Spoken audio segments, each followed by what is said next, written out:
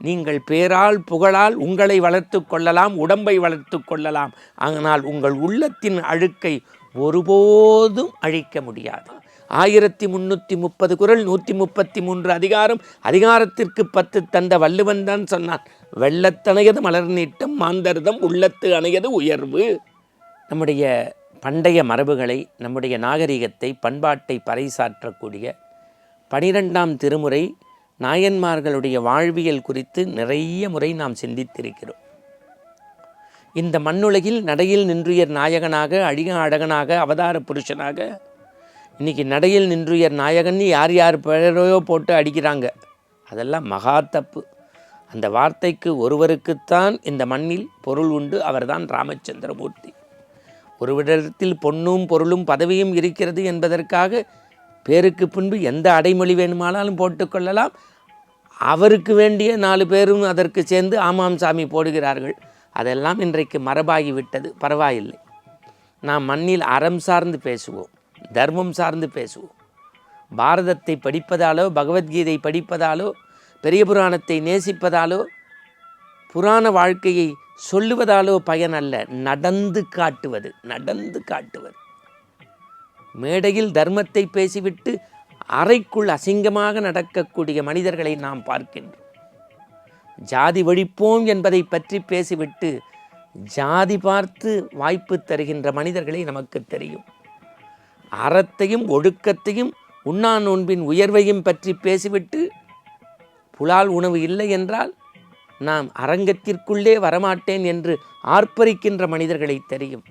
இதுவா அறம் சார்ந்த வாழ்க்கை? இதுவா தர்ம வாழ்க்கை? நீங்கள் பேரால் புகழால் உங்களை வளர்த்து கொள்ளலாம், உடம்பை வளர்த்து கொள்ளலாம். ஆனால் உங்கள் உள்ளத்தின் அழுக்கை ஒருபோதும் அழிக்க முடியாது. அது கசடு போல தங்கி இருக்கும். அறிவார் அறிவாராக, தெரிவார் தெரிவாராக ஆண்டவன் கணக்கெடுத்து கொள்வான்.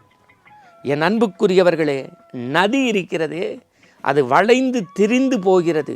காடென்று மேடென்று நதி வித்தியாசம் பார்ப்பதில்லை. ஆனால் தன்னுடைய புனிதத்தன்மையை ஒருபோதும் அது இழப்பது அல்ல. நதியினுடைய இயல்பு தூய்மை, கண்ணாடி போன்ற தண்ணி.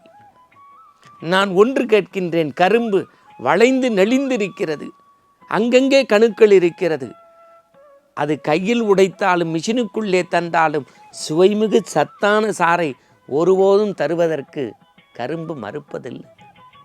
நதியின் இயல்பு அப்படி, கரும்பின் இயல்பு அப்படி. பாவக்காய் பார்ப்பதற்கு பளபளப்பாக இருக்கிறது, வளைந்து நெளிந்து தொங்குகிறது. ஆனால் உடைத்தால் கசப்புத்தான். காரணம், அது தன்னுடைய குணத்தை ஒருபோதும் மாற்றிக்கொள்வதில்லை. ஆனால் மனிதன், மனிதனுக்கு மனிதன் எத்தனை முகங்கள், எத்தனை குணங்கள், எத்தனை செயல்கள்! அப்பப்பா, அவனுடைய எண்ணம் மலர வேண்டாமா? அவனுடைய உள்ளம் உயர வேண்டாமா? 1330 குறள், 133 அதிகாரம், அதிகாரத்திற்கு 10 தந்த வள்ளுவன் தான் சொன்னான், வெள்ளத்தணையது மலர் நீட்டம், மாந்தர்தம் உள்ளத்து அணையது உயர்வு. அப்படின்னா என்ன அர்த்தம்? உன்னுடைய உயரம், உன்னுடைய எண்ணத்தின் உயரம். எண்ணம் உயர உயர உயர உயர தண்ணீரின் உயரம், தாமரையின் உயரம் போல உன்னுடைய உயரம், உன்னுடைய எண்ணத்தின் உயரம். எண்ணத்தை விரிவு செய். மானுட சமுத்திரம் நான் என்று கூவு. மனம் மலர்ந்தால் மங்களகரமான வாழ்வு கிடைக்கும். புலியாட்டம்னு நம்ம பார்க்குறோம். அது அங்கே குதிச்சு இங்கே குதிச்சு தவ்வி, கிராமங்களில், திருவிழாக்களில், ஆடிகளில் புலியாட்டம் பார்க்காதவர்கள் கிடையாது, புலிவேஷம் போடாதவர்கள் கிடையாது. ஆனால் என்றைக்காவது புலியாட்டத்தை உண்மையான புலி பார்த்தால் சத்தம் போடாமல் தலைதறிக்க ஓடிவிடும். ஒரு காலமும் புலி அப்படி தவ்வி குதித்து ஆடுவது புலியினுடைய இயல்பு அல்ல.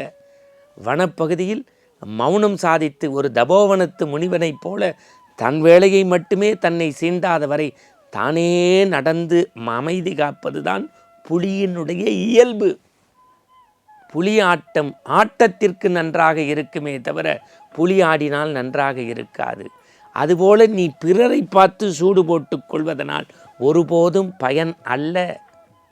நீ உன்னுடைய இயல்பான வாழ்க்கையை வாழ கற்றுக்கொள்.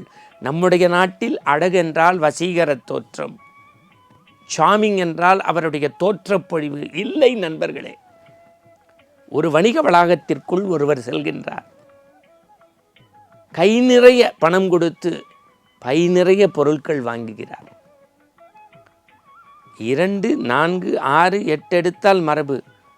80 பைகளை ஒருவர் எடுக்கிறார். 80 புத்தகங்களை வாங்குகிறார். 80 மதிய உணவு டப்பாக்களை வாங்குகின்றார். தண்ணீர் குடுவைகளை வாங்குகின்றார். கைக்குட்டைகளை வாங்குகிறார். எது எடுத்தாலும் 80 எடுக்கிறார். கடைக்காரருக்கு ஒன்றும் புரியவில்லை. அவர் ஒன்றும் வசீகர தோற்றமல்ல, ஆஜானுபாவான உருவமும் அல்ல, பெரிய மிட்டாமிராசும் அல்ல. அன்றன்றைய விற்பனையை வைத்து வாழ்வாதாரத்தை நடத்தக்கூடிய மனிதர் என்று அகமும் முகமும் நமக்கு காட்டுகிறது, கண்ணாடி பிம்பம் போல. ஆனால் எல்லாவற்றையும் நிறைவு செய்து அந்த பில்லை எடுத்த போது கடைக்காரர் கேட்டார், நீங்கள் எதுவும் பள்ளிக்கூடம் நடத்துகின்றீர்களா என்று. அந்த பொருட்களை நுகர்வு செய்த மனிதர் சொன்னார், இல்லை, நான் இல்லாதவருக்கு ஈந்து கொடுத்து மகிழ்கின்றேன். இதனால் எனக்கு புண்ணியம் வருமென்றோ, இதனால் என்னுடைய பாவங்கள் கரையுமென்றோ, இதனால் நான் தர்மத்தை நோக்கி பயணப்படுகிறேன் என்பதல்ல. நான் வாழ்க்கையில் அறம் சார்ந்து வாழ்வதால் வருடத்திற்கு ஒரு முறை 80 பிள்ளைகளுக்கு நோட்டு புத்தகமும் உடையும் தண்ணீர் குடுவையும் உணவு பொட்டல பாத்திரங்களும் கொடுப்பதை மரபாக வைத்திருக்கிறேன். என் வாழ்க்கையில் ஈந்து கொடுத்து மகிழ்வது என்றும் ஆண்டுக்கு ஒரு முறை என்கின்றார்.